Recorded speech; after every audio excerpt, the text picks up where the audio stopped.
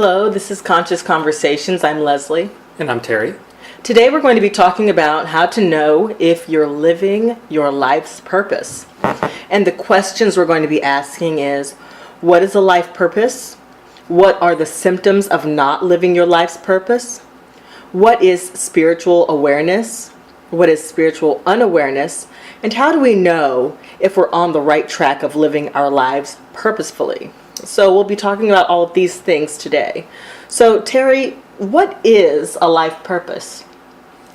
Life purpose is doing what you were born to do. We're here with these special gifts and talents, and it's for the betterment of our lives and the lives of others. Yes. It's utilizing our gifts for the betterment of yourself and society. Exactly.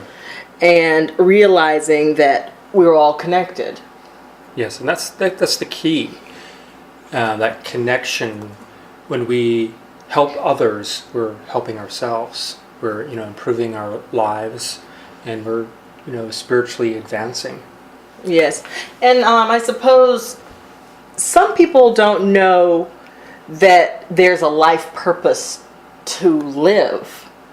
That's true. They think that maybe they're just here to work a 9-to-5, to have a family and work and get old and retire. But actually, that's not our life purpose. I mean, that's part of life to work and to have a family if you want, and to grow older and do what you want in your older years. But there's more to life than that. And so I think it's really important to realize that we have a life purpose. And that life purpose is to help others be better and to help ourselves be better people. So true. We're here to help the next generations. And we're here to create a better world by teaching our children, how to live their life purpose, so they can go out in the world and improve the lives of others. Yes. So let's talk about this. What are the symptoms of not living your life's purpose? Well, we'll experience boredom. You hear people say, "I'm bored," and they'll, engage in escapism, such as watching TV or going shopping or constantly going out to, restaurants, and just, staying busy all the time. Yes. So I think it's important to elaborate on the boredom. Sometimes we're sitting at home and we are thinking to ourselves, oh, I don't have anything to do. Let me just check my social media right now. So instead of, or watching TV, right? Oh, my favorite series is on. So instead of just wasting hours of your time, perhaps pick up that thing that you wanted to study, or maybe you want to study to be a nurse. I don't know. Something in you has always wanted to study to be a nurse. So in that free time that you consider yourself bored, perhaps you should go to the library and pick up that book that'll help you gain a little bit of information to get yourself in the right direction to where you want to be. Exactly. Exploring, your passions and your natural gifts and talents. Where do I see myself doing? What would I do for free? That's a good indicator of, what you're supposed to do. If you're willing to do it for free, then I believe that's a good indicator that you're on the right path. Yeah. So more symptoms of not living your life's purpose are drug abuse. So say you are drinking excessively. You like drinking. There was a time in my life where I loved drinking. I would go out with friends and drink. I would go home and eat dinner and have a drink. I would drink almost every day. And I drank almost every day because I was bored. I liked drinking. I'd go out, I'd have a drink. But I didn't realize it was because I wasn't living my life purpose. I didn't realize that at the time. But the truth is, if we are abusing drugs in any way, or if we find ourselves using a drug, and of course alcohol is a drug. So if we find ourselves using a drug, a couple times a week, I mean, maybe we should ask ourselves, why are we doing this? Is it because I'm bored? Or is it because I think I need this? So if we think we need it, it's a symptom of not living our life purpose. That's true. And I know in my youth, I was engaged in delinquent behavior, such as vandalism and stealing. And this are obvious signs of not living a purposeful life, because that doesn't help yourself or doesn't help others. It's destructive behavior. And that's at the far extreme of not living your life purpose and destructive actions and behavior. Yes, and sometimes as youth, we are not directed. We are not given any kind of direction to hone that energy that we encapsulate when we're younger. That's true. We don't have role models to teach us how to live a purposeful life. So it's like we're kind of like in the dark, just wandering around, and sometimes by chance, or maybe we run into a teacher, some kind of teacher that shows us an example, and we see them living their purpose, and we go, I want to live my life like they do. Yes. And I also want to add to the symptoms, I want to add promiscuous behavior, having sex with multiple partners. I realize that some think that it's a sign of freedom. However, if we love ourselves and are more aware of our bodies and the chemistry and our body chemistry and the changes that take place when we allow another person to enter our body, we would almost not even dare to allow several partners to enter us. So promiscuity is a big indicator of not living your life purpose. And it's a dangerous activity as well if you're not careful. So I think that one's a really important point to bring up. Some people, I think that, maybe on a tangent, but some people, I think that they think that having sex with multiple partners is freedom. But if we just thought about it for a moment, we would realize, or at least I would hope that we would realize if we thought about it, what are we doing when we allow several people into our bodies? It doesn't seem like freedom. It seems like carelessness to me. Yeah, and it's just a form of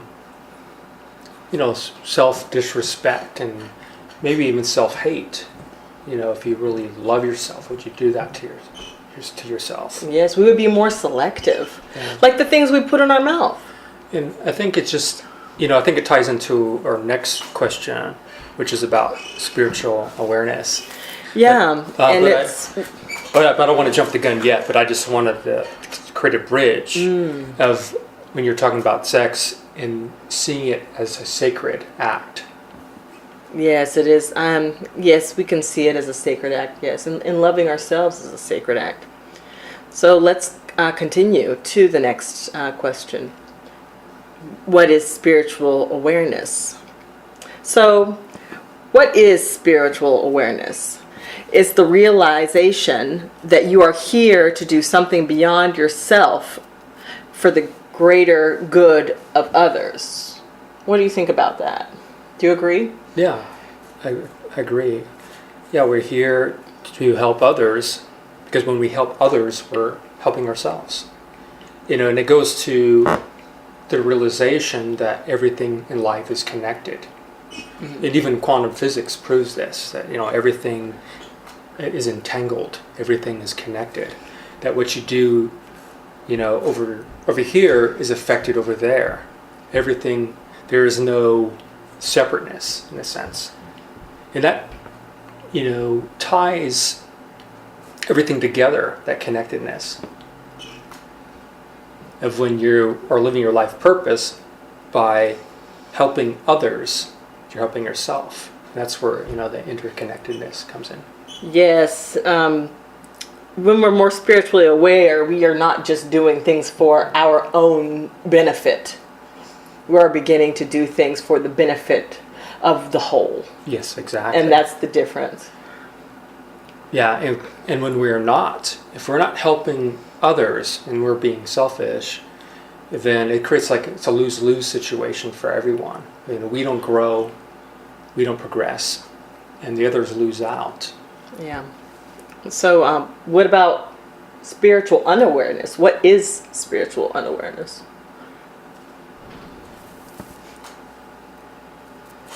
Would you say it's the act of doing things simply for self-fulfillment?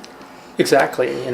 That's just that it's this egocentric model of we're just doing things that pleasure us, pleasure ourselves. And we forget that we're not connected. And that's kind of the misnomer by being unaware. Because you don't realize that when you are acting selfishly, you're not helping yourself and you're not helping others. Nobody's benefiting from this selfishness. So it's important to realize that life is bigger than ourselves. It's other people are involved. The world is involved. Yes.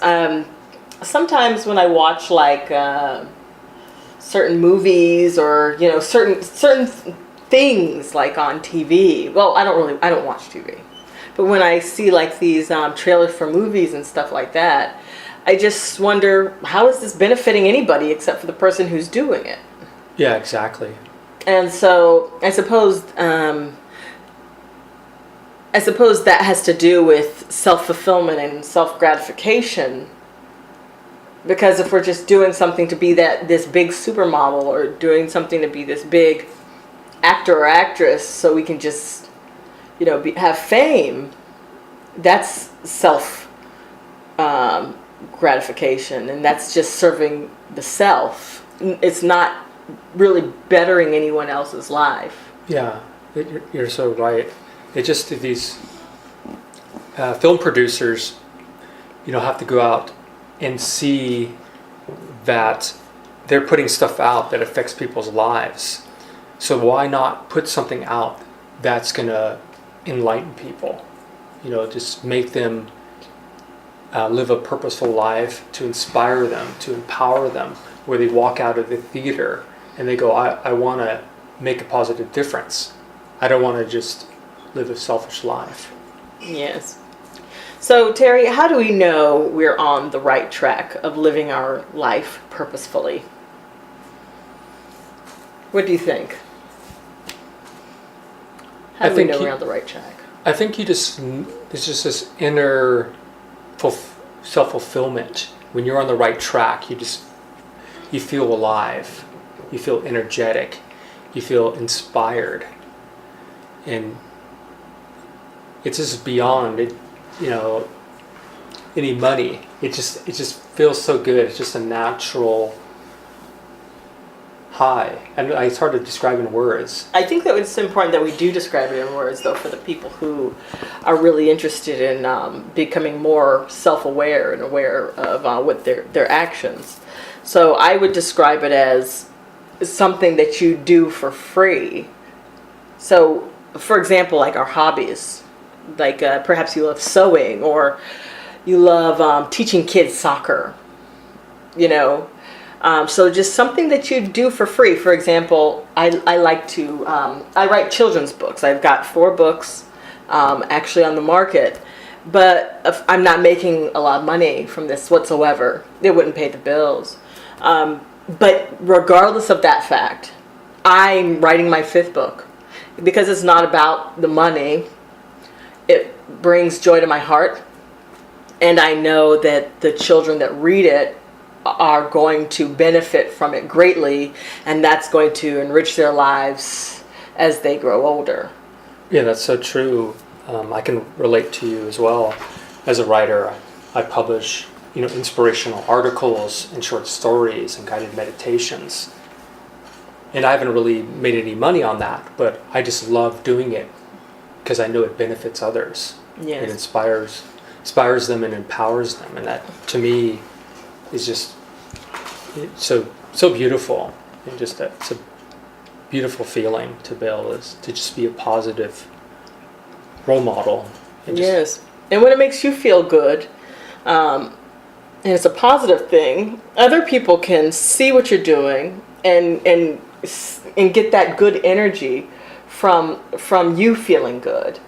So it's not only bettering your life and enriching your life, but it's also enriching others for them to see you doing what you love. So we can also set a good example by showing people what we love is making us happy, so they and try to make a living from it. Because if we can show others that they can make a living from something making them happy, they'll try to do something that they love, that they can make a living from. I realize that I'm not making a lot of money right now, but I'm going to just keep putting one foot in front of the other. And it's not only helping children, but I know that one day I will be able to make a living from it, but I'll also get a bigger platform in order to get the message of positive character out there to really help with the integrity of our society. That's my goal. Yes, I resonate. I feel the same about my purpose as a writer. Is just, even though I haven't made money at it now, I just do it continuously on a constant basis, and little by little, I'm getting more recognition, and then it's going to just expand. And Yes. just when you're doing it from love and just for the benefit of humanity, it has to take off. And it Yes. just like a flower, in due time it's going to blossom. You're exactly right. If you keep watering it and giving it a little sunlight, it'll blossom. It'll bloom. Okay, Terry, I'd like us to end on some quotes. Would you like to go first? Sure, I'd like to share one from the Dalai Lama. Our prime purpose in this life is to help others. And if you can't help them, at least don't hurt them. That's good. What do you think about that quote? Yeah, I resonate with that. I just feel driven to help others. It just feels right. Because I know if you do things that hurt others, it doesn't feel good. It feels good to help others. That just feels like my purpose in life, is to help others. The quote I'd like to read is by Maya Angelou, the late great Maya Angelou. She said, "We may encounter many defeats, but we must not be defeated." So I wanted to put this quote in here for how to know if you're living your life's purpose, because a lot of the times we discover our life's purpose and discover that we have a purpose when all seems lost. I mean, I know that I was drinking myself to sleep when I discovered that something wasn't right here. And so I was almost defeated by my depression and sadness. But luckily I had my loving sister who stepped in and gave me some ideas that would help me have more fun in life. And that's when I really, when my life took a huge turn, and I turned my life around, and I decided to pick myself up and keep going. The point of this is to not quit, and if you're feeling defeated, if anybody listening is feeling defeated, feeling depressed, feeling bored, feeling like they're not really worth anything, it's because you're not aware and you're not living your life's purpose. And I was there before. And how can we change that? We can change something in our lives today. We can. You don't like your job? Start looking for a new one. You have a hobby that you love, but you haven't done it in a year? You love painting, you haven't painted in a year? Start painting it. You love dancing, you haven't danced in a decade? Turn on some music and dance, and perhaps you can even teach kids how to dance. Maybe you were formally trained. You love writing? Pick up a pen.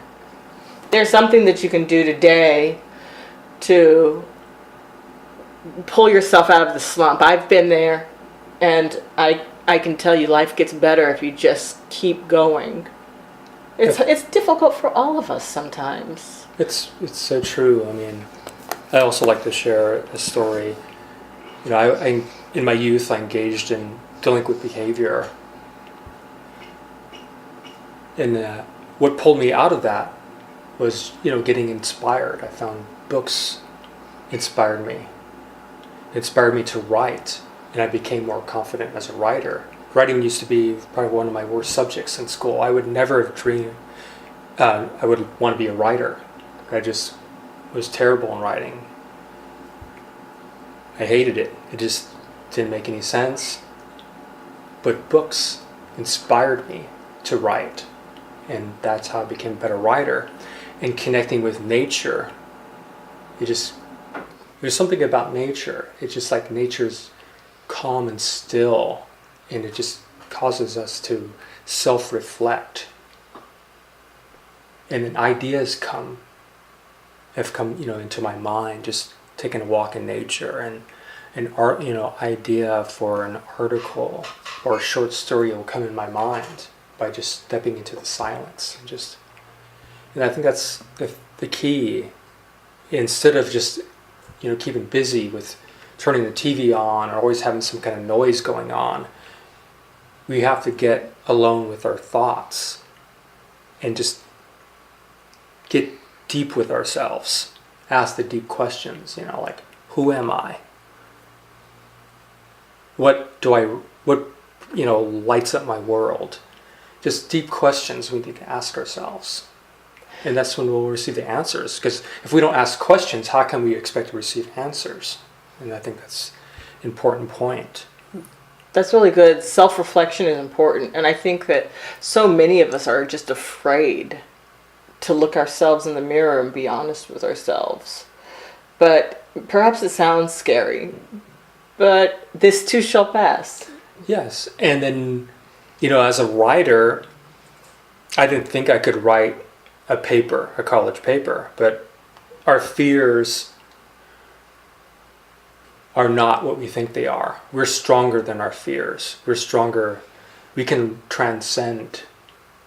With the courage. That's what is required is the courageous heart. Mm-hmm. Yes. And just stepping into our higher self. There's higher aspect of ourselves. Yes. That can overcome these challenges and put us back on the path we were born to live. Yes.